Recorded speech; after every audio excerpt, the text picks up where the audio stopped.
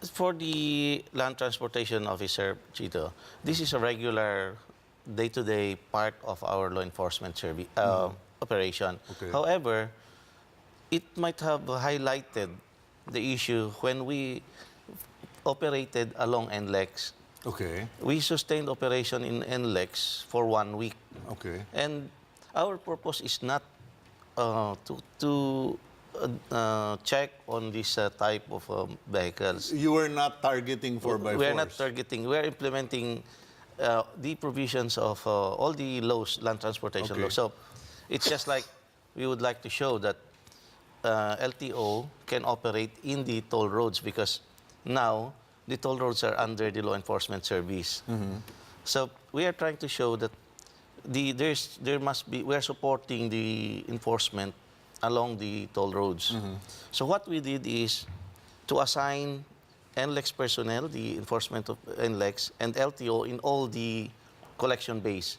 And we were also surprised because there's so many, the report was there's so many modified vehicles. So we did not give any, the instruction is, okay, you warn them. Yeah. If it's not something that is, we'll ask them to remove.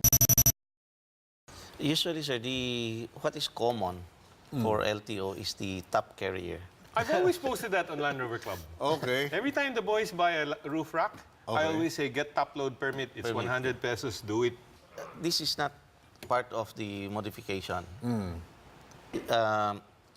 the list under the department order, top load itself was not mentioned, although it was mentioned there on the body configuration. Yeah. Okay. So it is allowed. Even under this department order, it would allow changes, not on that prohibited, those listed as prohibitions, but it allows some modifications, provided there is a certification from the manufacturer. Do you have... Bottom line with the 4x4s, it's really ground clearance.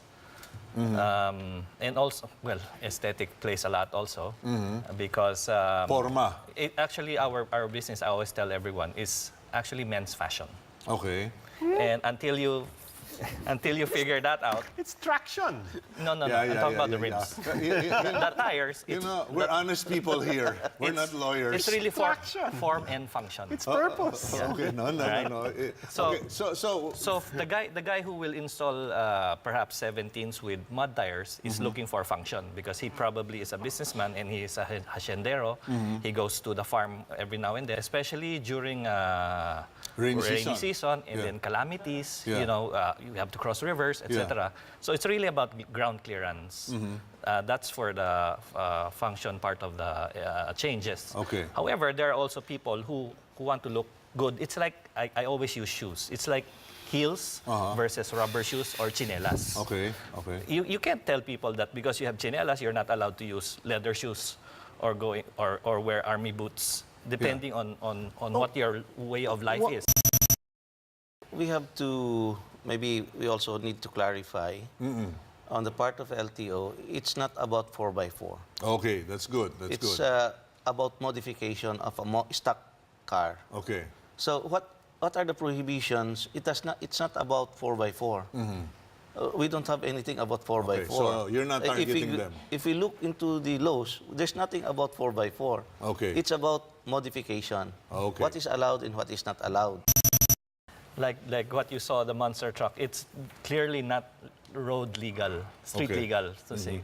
But then the rest naman, from example in our industry, from 30 inches to about 40 inches, that's normal. Because if you go off-road, you really need the ground clearance. And we didn't invent those tires and rims in the Philippines. They came from the US, they came from Japan, and they are highly regulated. They have load ratings, speed ratings, and etc. So that you don't use them beyond their capability. And they're also tested beyond. It's like the airbag. It's like, you know, the newer technology stuff that are tested. What is the official position regarding ground clearance? Kasi, you know, I read something recently where the legal ground clearance, you can only lift a vehicle 2.5 inches. Is it correct? Actually, sir, it's, again, there's no parameters on this. We also have to differentiate, sir, because we keep on talking about off-road. Yeah, yeah. What is off-road? And again, what is street? No, no, let's stick to ground clearance because here's my problem. There are cars who actually, nauso yan eh, nililifter. Meron, they lower, di ba? Meron ngayon na naka-air suspension that you can, you know, like the boys in the hood. You know. So at least that our viewers know what is legal and why.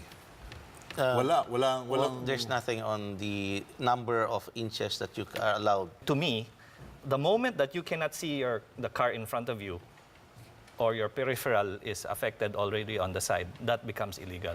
Because you cannot see if kung may tumatawid, etc. But kung hindi naman ganun, I don't see anything wrong with it. When I look at legislation and regulation in other countries, and I look at the machine itself here, and I say, how much tolerance can I go? So, on a 32-inch tire, I might add 2 inches. I might add roughly 10%, under 10% upsize, without touching my gearing. Yeah, Because then I have to re-gear. yeah. And it becomes uneconomical for me to go 20-30% higher than that, because then I touch the brakes, I touch the gearing, I touch the propeller angle, and everything goes. So there is a certain level of decency on modification and regulation.